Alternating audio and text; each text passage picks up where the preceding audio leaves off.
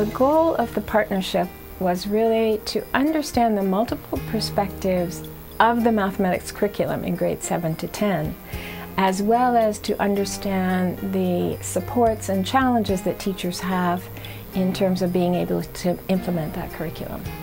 This partnership came about when we were revising the mathematics curriculum rather significantly from what it had been previously. We were asking teachers to teach mathematics in a very different way from what they themselves had learned. That meant that we needed to gather some evidence of how was the implementation going for teachers, what were some of the struggles, challenges, how were some of those being overcome, and what further supports could we offer to make sure that the intended curriculum is the taught curriculum. Originating with the Ontario Ministry of Education's advisory panel on connecting practice and research in mathematics education, research partners included the University of Ottawa Research Team, Ontario School Boards, the Ontario Association for Mathematics Education, the Ontario Mathematics Coordinators Association, education officers at the Ministry, and advisory panel members. What they hoped to achieve was to bring practitioner and policymaker voices to research, as well as to have research be useful to the field. The role of the partnership really is that we know that teachers can't do this alone. They can't make changes to practice alone necessarily. And researchers also have a voice in terms of the sorts of experiences they have. We had a multifaceted set of relationships at work. System level leaders in the boards, the researchers, as well as myself at the ministry and other ministry folks, and it was a whole research team at the University of Ottawa that worked on this.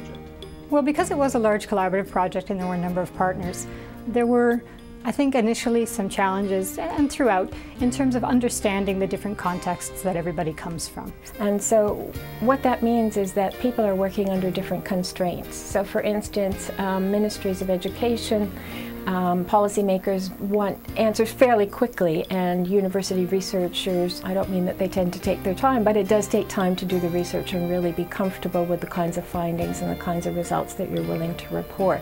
So not only did we collect the data from the teachers whom we were interested in, but we had in very short time access to many of them to say, this is what we found, and how does this resonate with you? Because just because we found it and we understand it this way doesn't mean from the practitioner perspective that's how it works. And it was, I would say it was magical. Some of the key findings from the CIIM data indicated that that teachers required textbooks, and teachers would benefit from collaborating, time to collaborate with their peers. And I must say that our teachers felt the very same way. And so I think that the CIIM data just reminded them that this collaborative part is very key to their practice. Collaborative research respects the various contexts and demands that researchers, policymakers, and practitioners face, and the research is context sensitive. The greatest overall benefit is probably that it gives us a richer understanding of the kinds of research questions we're looking at.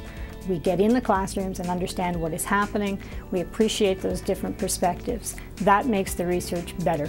It's very invigorating to work in a collaborative system whereby we know we're all working in the same direction, reaching higher, trying to do that and help each other and learn along the way.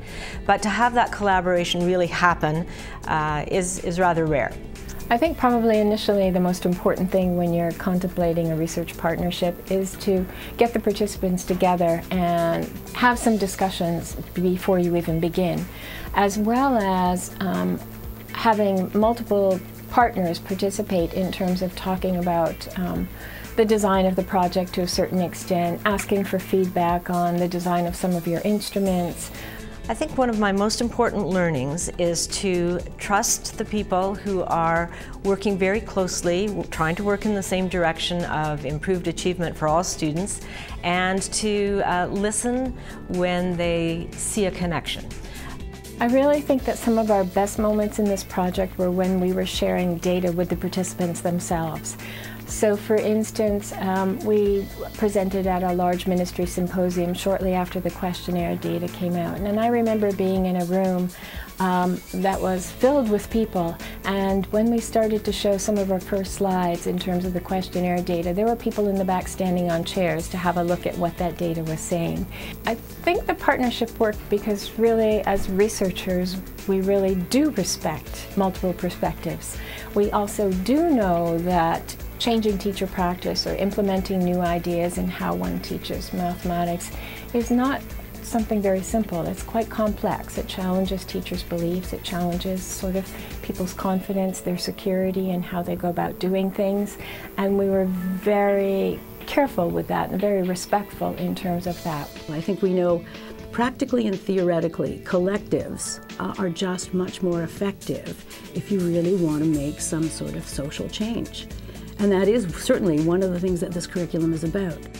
I think that we have learned that the research really can inform our practice, inform our everyday practice. We've learned that we can trust it, we can rely on it, that we can have a relationship with it, and it really will make a difference in terms of how we might perform in our classrooms or things that we might consider in our classrooms.